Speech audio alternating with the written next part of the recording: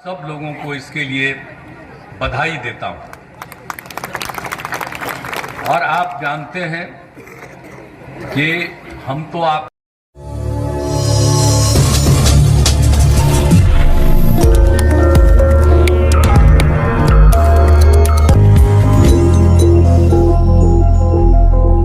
बेगूसराय के एनडीए प्रत्याशी गिरिराज सिंह के समर्थन में मुख्यमंत्री नीतीश कुमार और मंत्री विजय चौधरी ने चुनावी जनसभा किया। यह चुनावी जनसभा का आयोजन बछवाड़ा के रेलवे लोहिया मैदान में की गई। इस दौरान जनसभा को संबोधित करते हुए बिहार के मुख्यमंत्री नीतीश कुमार ने एक बार फिर लालू परिवार पर जमकर हमला बोला। नीतीश कुमार ने कहा कि आज पूरा देश में मोदी का लहर चल रहा है। आज के इस कार्यक्रम में भीषण गर्मी के इस दौर में हम तो आए हैं। बेगूसराय लोकसभा क्षेत्र के प्रत्याशी गिरिराज सिंह के लिए हम आप लोगों के बीच वोट मांगने आए हैं। इस दौरान उन्होंने कहा कि बिहार में 40 सीट हम लोग जीत रहे हैं, साथ ही पूरे देश में 400 सीट एनडीए गठबंधन जीत रही है। सीएम ने कहा मुसलमान के लिए हमने कब्रिस्तानों की घेराबंदी शुरू करवाई, मदरसों को भी सरकारी मान्यता दी। हिंदू मुस्लिम में झगड़ा होता था और स्वास्थ्य की व्यवस्था बहुत खराब थी। हमने सभी क्षेत्रों में काम किया, अब हिंदू मुस्लिम झगड़ा नहीं होता है। 2005 से अब तक किए कामों को उन्होंने गिनाया। सीएम ने विपक्ष पर निशाना साधते हुए कहा ये लोग तो कुछ काम ही नहीं किया, भाषण देते रहते हैं। बीच में हम लोग कुछ दिन के लिए इनको ले गए, वही सब भाषण में बोलते रहता है कि हम किए। किसी का नाम लिए बगैर उन्होंने कहा ये लोग सिर्फ पत्नी बेटे बेटी और परिवार के लिए ही काम कर रहे हैं। हम लोगों का ना कोई बेटा बेटी ना कोई बेटी है, हम लोगों के लिए पूरा बिहारी परिवार है। आपके नेता बिहार के मुख्यमंत्री विकास पुरुष के नाम से जाने वाले अभी आपके बीच आ गए हैं। उनके साथ बिहार सरकार के मंत्री आदरणीय विजय अभिभावकों से कहूंगा जरूर इस मुखिया के काम को बताना। 2006 के पहले माई कहती थी बबुआ आए जइहा पर 6 बजे शाम के पहले।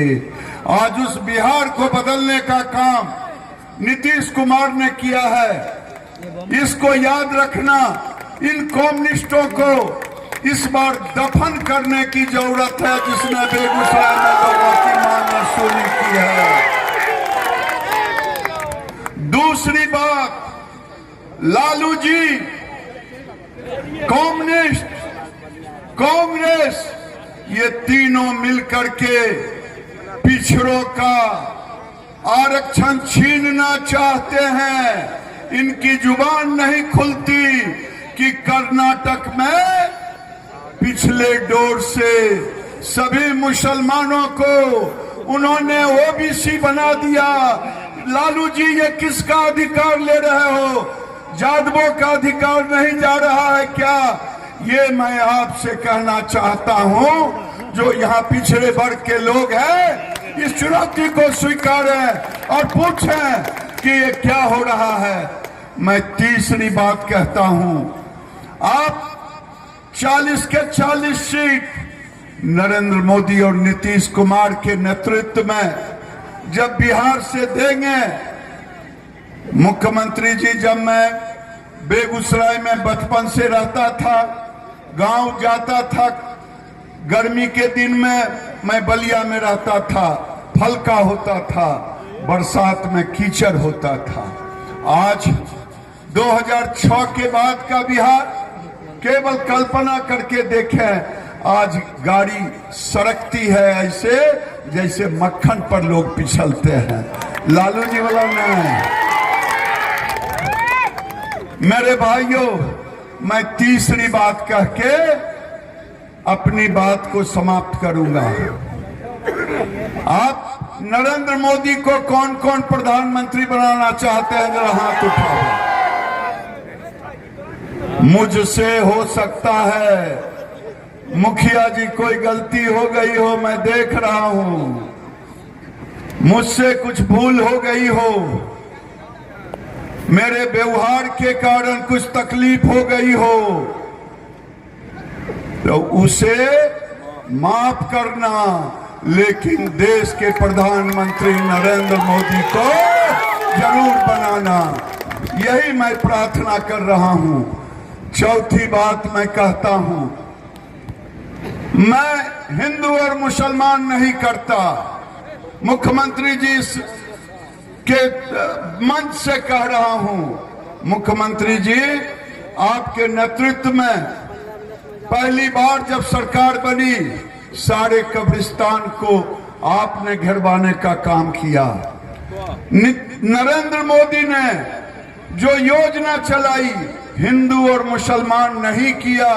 घर दिया तो हिंदू को भी मुसलमान को, शौचालय आपने दिया तो हिंदू और मुसलमान को, पानी दिया तो हिंदू और मुसलमान को, गैस सिलेंडर दिया आपने तो हिंदू और मुसलमान को, 5 किलो अनाज दिया तो हिंदू और मुसलमान को, 5 लाख का इलाज दिया तो हिंदू और मुसलमान को। दिया कि नहीं दिया? भेदभाव हुआ? भेदभाव हुआ? जरा हाथ उठा के बताओ, भेदभाव हुआ? भेदभाव नहीं हुआ। लेकिन मैं एक आग्रह करूंगा, डंके की चोट पे कहता हूं, जिसको गाली देना हो गाली दो, मुझे भरपेट गाली दो, लेकिन मैं अपने समर्थकों से कहता हूं, नीतीश कुमार के समर्थकों से कहता हूं, एनडीए के समर्थकों से कहता हूं, नरेंद्र मोदी को प्रधानमंत्री बनाने वाले को कहता हूं, मेरे लिए वोट मांगना, लेकिन उससे वोट कभी नहीं मांगना जो देशद्रोही हो, जो देशद्रोही हो। उससे भी नहीं मांगना जो पाकिस्तान परस्त व्यक्ति हो, उससे भी नहीं मांगना। मैं यही कह करके अपनी वाणी को विराम देता हूं और 13 तारीख को 40 की 40 सीट बेगूसराय सहित विजय बाबू ने आपसे मांगा है। केवल ये दल सिंह सराय के नहीं हैं, विजय बाबू बेगूसराय के दामाद भी हैं। जरा एक बार ताली बजा के स्वागत तो कर दीजिए। और ये हर बार आपसे कुछ न कुछ मेरे लिए मांगने आते हैं। आज मैं यही कहूंगा, मैं अभी गंगा के किनारे घूम के आया हूं, आप बड़े संवेदनशील हैं। गांव कट जाएगा तो आसाम रोड भी कट जाएगा, बड़ी बुरी हालत है। इस पर बड़ी योजना बनाने की जरूरत है। केवल छोटे छोटे पैच पर, केवल पैच वर्क और फ्लड फाइटिंग से काम नहीं चलेगा। एक अलग योजना बनानी होगी। राजकुमार जी मुंह हिला रहे हैं लेकिन कह नहीं रहे हैं। पेट्रोकेमिकल्स तो होगा कि मैं पेट्रोकेमिकल्स के लिए आपको आश्वस्त करता हूं कि नरेंद्र मोदी की सरकार जो 1985 में राजीव गांधी ने नहीं दिया, कांग्रेस ने नहीं दिया, वो पेट्रोकेमिकल्स नरेंद्र मोदी देंगे, मैं आपको आश्वस्त करता हूं। मैं इतना ही कह के अपनी बात को विराम देता हूं। बोलिए भारत माता की जय श्री राम, हर हर महादेव। सरकार में भी मंत्री रहे और काम बहुत करते रहे, तो हम तो यही अपील करने आए हैं कि उनको भारी मतों से विजयी बनाइए। और आप जानते हैं कि हम लोग तो, आप अच्छी तरह जानिए कि हम लोग और भारतीय जनता पार्टी का संबंध हमारा 1995 से था। बीच में 1-2 बार इधर उधर हम कर दिए और उससे बड़ा गड़बड़ किया, इसलिए उसको हटा दिया और हमने अब तय कर दिया कि अब हम कभी इधर उधर नहीं, और सब दिन हम और भाजपा एक साथ रहेंगे। अब लोग क्या काम करता है देखते नहीं है। एक भी काम किया था, आप बताइए कि 2005 तक रहा, अपने रहा 7 दिन, उसके बाद उसको हटना पड़ा, तो अपनी बीवी को बनवा दिया। तो उन लोग का क्या हाल है? पत्नी को बनाएगा, बेटी को बनाएगा, बेटा को बनाएगा, यही सब इन लोगों का हाल है। कांग्रेस का भी क्या हाल है? परिवारे वाला बनता है। अब आप देख लीजिए, भारतीय जनता पार्टी में कोई परिवार का नहीं बनता, और हम लोगों का जिला में कहीं भी है, कोई परिवार का नहीं बनता। आप जानते हैं आज तक हम लोगों ने कभी अपने परिवार को सामने किया है? हम लोग तो पूरे बिहार को एक परिवार मानते हैं और आप सबको अपने परिवार का हिस्सा मानते हैं।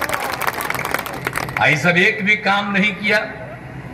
आप बताइए, शाम में कहीं घर से निकलते थे, ये हालत था, सबको बड़ा दिक्कत था 5 तक। कहीं पढ़ाई ठीक से हो रही थी और शिक्षा का भी इंतजाम कोई था, बहुत कम लोगों का स्वास्थ्य होता था, ये कोई काम नहीं करता था, ऐसे ही था। और सड़क का पुल और पुलिया का भी काम नहीं करता था। हम लोग भी तो जब एमपी भी थे और तब अपने क्षेत्र में जाते थे तब पैदल न चलते थे भाई। और उसके बाद जब 5 से हम लोगों को मौका मिला तो हम लोगों ने कितना सड़क बनवाया, एक एक तरह से काम किया, हर तरह से हम लोग एक एक काम किए, हर प्रकार से सब लोगों का। और आप जानते हैं कि शिक्षा और स्वास्थ्य सब के बारे में कहे, अब 5वीं कक्षा के बाद तो लड़कियों को पढ़ने में दिक्कत होती थी, तो हम लोगों ने उसके बाद इन सब लोगों के लिए जो सब काम किया, सब लड़कियां कितनी पढ़ने लगी, लड़के पढ़ने लगे, सब तरह का इंतजाम हम लोगों ने पूरे तौर पर किया है। इसीलिए आप जान रहे हैं कि हम लोगों ने तो लड़कियों के लिए, लड़कों के लिए पोशाक योजना लगाई।